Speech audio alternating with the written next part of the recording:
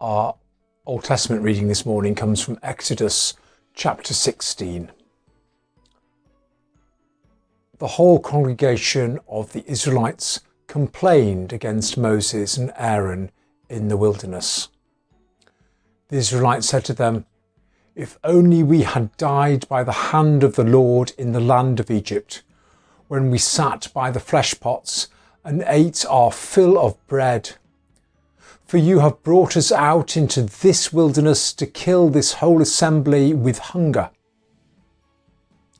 Then the Lord said to Moses, "I am going to rain bread from heaven for you, and each day the people shall go out and gather enough for that day. In that way I will test them, whether they will follow my instructions or not." Then Moses said to Aaron, "Say to the whole congregation of the Israelites, 'Draw near to the Lord, for he has heard your complaining.'"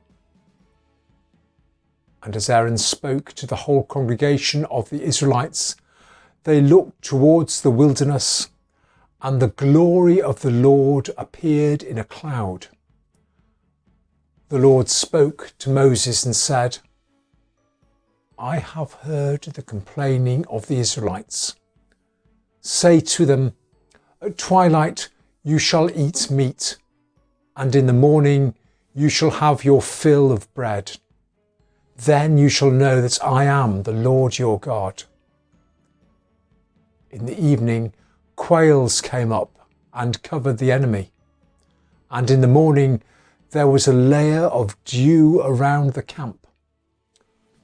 When the layer of dew lifted, there on the surface of the wilderness was a fine, flaky substance, as fine as frost on the ground. When the Israelites saw it, they said to one another, "What is it?" For they did not know what it was. And Moses said to them, "It is the bread that the Lord has given you to eat."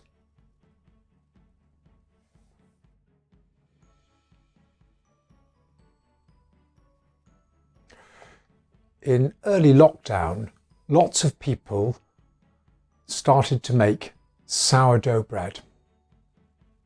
Our son had something bubbling away in the kitchen and would turn out beautiful loaves on a regular basis. I miss them. We live in a time of enormous diversity for something that is the very staple of very many societies. So when we come across the fleeing Hebrews talking about bread, knowing our own valuing of this food, we listen in. Their concern is ours. Or is it? Listen in, and what we hear is a rather whiny, entitled moan. The Hebrews, who but just 5 minutes before were making bricks from straw they had had to find for themselves, who were slaves at the beck and call of Pharaoh, now demand that God nip to Tesco's and produce a smorgasbord of food. They are the epitome of forgetfulness and ingratitude. But before we point fingers, perhaps we are more like the Hebrews than we would like to think. Perhaps we too are forgetful and behave a bit like them, that we easily shift from asking God for what we need to being mad when God doesn't come up with what we want.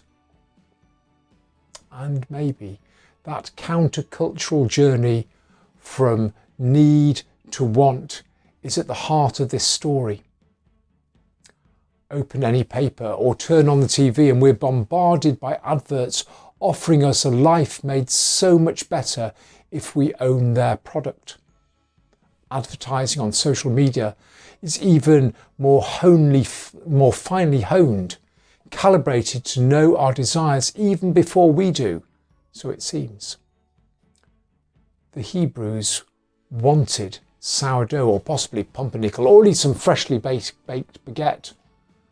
God, however, did not give them what they wanted. He gave them what they needed. and what they needed was sustenance for the journey. It's interesting, isn't it, that the Hebrews didn't recognize it when it came. We may think of it as bread, but in a way it's much more than bread. God's sustenance takes the shape and form necessary for this particular moment. And today, God offers us what we need, his manna.